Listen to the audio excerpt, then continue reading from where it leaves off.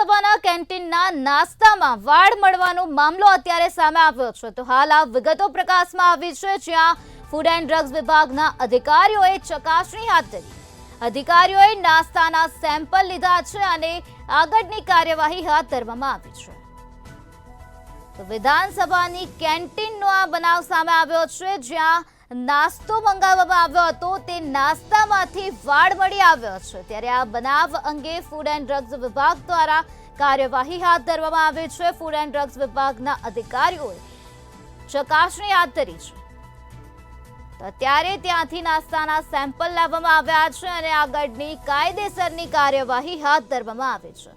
તો અત્યારે દિન પ્રતિદિન આ પ્રકારના બનાવો બની રહ્યા છે, ત્યારે આવો જ એક બનાવ વિધાનસભાની કેન્ટીનનો સામે આવ્યો છે, જ્યાં નાસ્તામાંથી વાળ નીકળવાનો કિસ્સો પ્રકાશમાં આવ્યો છે। તો ફૂડ એન્ડ ડ્રગ્સ વિભાગ દ્વારા અત્યારે આ સમગ્ર મામલાને લઈને વધુ ચકાસણી હાથ ધરવામાં આવી રહી છે। આ બનાવ અંગે ફૂડ એન્ડ ડ્રગ વિભાગને જાણ થતા ફૂડ એન્ડ ડ્રગ વિભાગના અધિકારીઓ તે કેન્ટીનમાં પહોંચ્યા હતા અને ચકાસણી કરવામાં આવી છે। અત્યારે અધિકારીઓએ નાસ્તાના સેમ્પલ લઈ લીધા છે અને આગળની કડક કાર્યવાહી હાથ ધરવામાં આવી છે।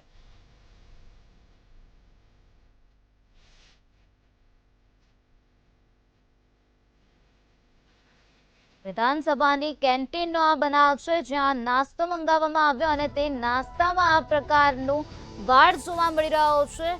ત્યારે આ બનાવ અંગે ફૂડ એન્ડ ડ્રગ વિભાગ દ્વારા અત્યારે વધુ કાર્યવાહી હાથ ધરવામાં આવી છે। કેન્ટીનમાંથી નાસ્તાના સેમ્પલ લઈ લેવામાં આવ્યા છે અને ચેકિંગની પ્રક્રિયા હાથ ધરવામાં આવી છે। ત્યારે આજ મુદ્દે વધુ માહિતી આપવા માટે આપણી સાથે અમારા સંવાદદાતા મેહુલ દુધરેજિયા જોડાઈ ગયા છે।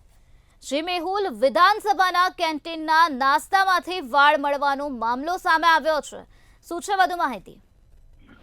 જે પ્રમાણે વિધાનસભાનું જે કેન્ટીન આવેલું છે ને વીઆઈપી લોન્જની અંદર ગઈકાલે પુલાવમાંથી વાળ નીકળ્યો હતો, ત્યારે આજે સેવ ખમણીની અંદરથી પણ વાળ નીકળ્યો હતો। આજે બંને વાળ નીકળવાની જે ઘટના છે ફક્ત 24 કલાકની અંદર થઈ છે। જે પ્રમાણે ફૂડ અને ડ્રગ્સ વિભાગ જે છે તેના દ્વારા હેલ્થ વિભાગ દ્વારા આજે અત્યારે હાલ કામગીરી કરવામાં આવી, સેમ્પલિંગ કરવામાં આવ્યું છે। પરંતુ લોકોની માંગ એવી છે કે જે પ્રમાણે વારંવાર એક જ કેન્ટીનમાંથી જે આ પ્રમાણે વાળ નીકળવાની ઘટનાઓ છે, તો સામાન્ય દુકાનો જ્યારે આ રીતના સેમ્પલ સાથે પકડાય અને તરત જ સીલ મારી દેવામાં આવે છે। તો વિધાનસભાનું કેન્ટીન છે તો હજી સુધી સીલ કેમ નથી થયું? સાથે જ આ જે ઘટના જે છે તો આ સામે આવી છે, પરંતુ આવી કેટલી ઘટનાઓ બનતી હશે તે પણ એક મોટો સવાલ છે, જ્યાં હંમેશા મોટી સંખ્યામાં મોટા મોટા નેતાઓ આવતા હોય છે, ધારાસભ્યો આવે, મંત્રીઓ આવે છે, ત્યાં આ રીતની જે કેન્ટીન ચાલી રહી છે તે પણ એક મોટો સવાલ છે। જી ચોક્કસથી મેહુલ, સમગ્ર માહિતી આપવા બદલ આભાર।